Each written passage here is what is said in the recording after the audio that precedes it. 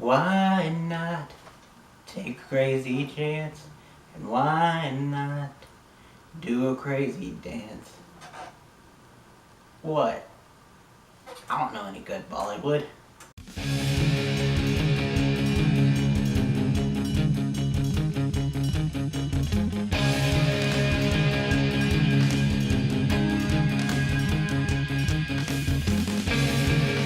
Greetings, geeks and geek girls. It is me. I am back for Legends of Tomorrow. Whoa. And this was a semi-musical episode. Hence the intro. And yes, this also had Bollywood in it. But without going into further detail, I'm going to go ahead and give the spoiler warning. If you guys hadn't seen it, go watch it. I really liked it. Then come back, tell me what you think. Comments down below. So, this episode was split into two parts.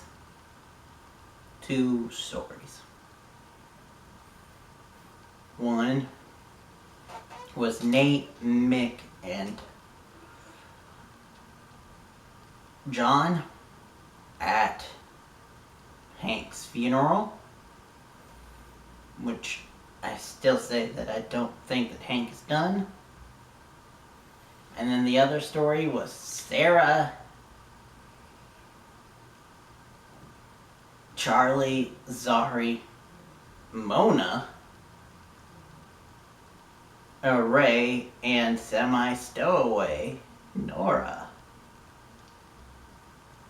So, let's talk about the funeral first. Now, Nate is going around thinking that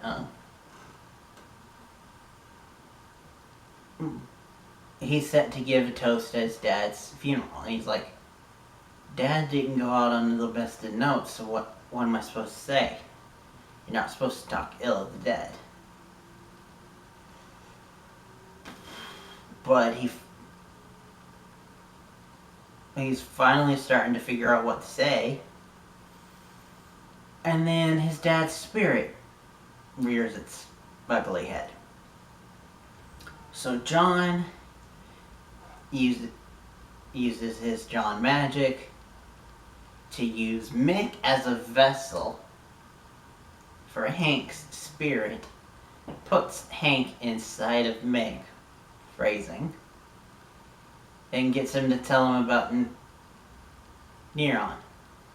Meanwhile, Nate discovers a secret room that his father had,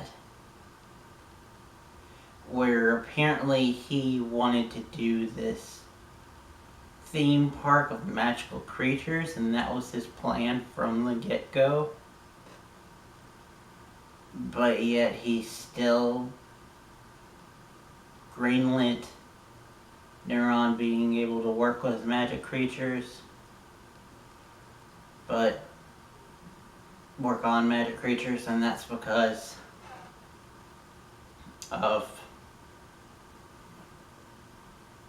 Neron was giving him unlimited money for the Time Bureau, which I'm thinking all signs are pointing to it's ending. I keep saying it, but I think the finale will see the end of the Time Bureau. I don't think we're giving up on Gary and Ava, but, I mean, Jess was already confirmed. And Gary is too much of a fan favorite to let go. But anyway, that wasn't the big story. That was sad, and it was really cool to see. That wasn't the big thing. The big thing was the other story, which the other story involved involved Ray. Ray is at the funeral, and he gets contacted by Nora, and she tells him that she didn't do it, and he believes her because she didn't do it. And so he takes her aboard the Wave Rider, and while the girls are going off doing the time fugitive thing, we show him inside the time ship with Nora, where they have a lot of cute ship moments, like Ray not wanting to share the bed. And then even when they do share the bed, he then goes to the chair. But also, due to the Monster of the Week, we do find out that they do really care for each other, and there was some kissing and other stuff involved. But so they were cute, but they weren't the meat. The meat was what the girls were doing.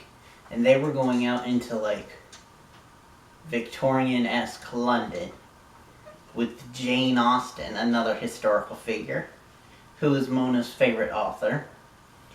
And Jane Austen is not writing anymore. And that has ripples. And I love how this season they're not only doing events that have big ripples, but they're big ripples that affect the team personally. Like with Jane Austen not writing anymore, Mona and her whole romantic soul stuff. But then last week with the whole Nixon and Robert Redford, and Mick being a big Redford fan. But anyway, so they go and they investigate, try to see what's going on. And while they are, Zari bumps into an attractive man. And she goes to talk to him to see what's the magical creature, while Mona, Sarah, and Charlie go off to talk to Jane and other people. And of course, because of course, the fugitive is the guy that's with Zari. She even kisses him, and honestly, even after the way this episode ends, I still ship it more than I ship her and Nate. Which, I had a feeling that if they get together, they're probably going to end things by the start of next season. Because nobody is liking it. I mean, and everybody is wanting her and Charlie, including me. But anyway, so Fugitive turns out to be the Hindu god of love, who is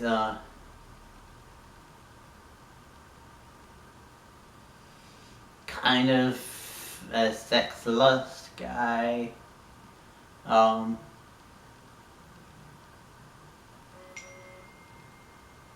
The Kama Sutra is referencing him. Sorry, friends are talking. But anyway, so they take him in because Zari is our girl. She immediately recognizes that he's a fugitive and that he's pulling strings for her. But then he proceeds to blow some dust, and some magic dust, and start a Bollywood number, which was really cool and really good. And we got to see that Zari has some pipes, and so does Mona apparently. But yeah, so Mona wakes Zari up and talks her out of marrying the god, and also it's revealed that he has 1,000 wives. But 1,001... Sorry, I forgot to throw a thing. 1,001 is the magic number. Which, nice callback to, like, 1001 Thieves. Which I don't know if that was a reference or not. I might be thinking more into it. But anyway, so they leave with Mona mourning Kanani and Zari being open to having a romance. Charlie. Please. Anyway, that was really good. My headspace is a little weird, so I'm probably not covering everything, and I'm probably not covering it well. Sorry. I will end it there. Thank you guys for watching. Next time you'll see me will be for the penultimate of Roswell. Oh boy, I cannot wait. Thank you guys for watching again. Till next time, and beyond. This episode was bonkers, bananas, crazy. What is this? Doom Patrol?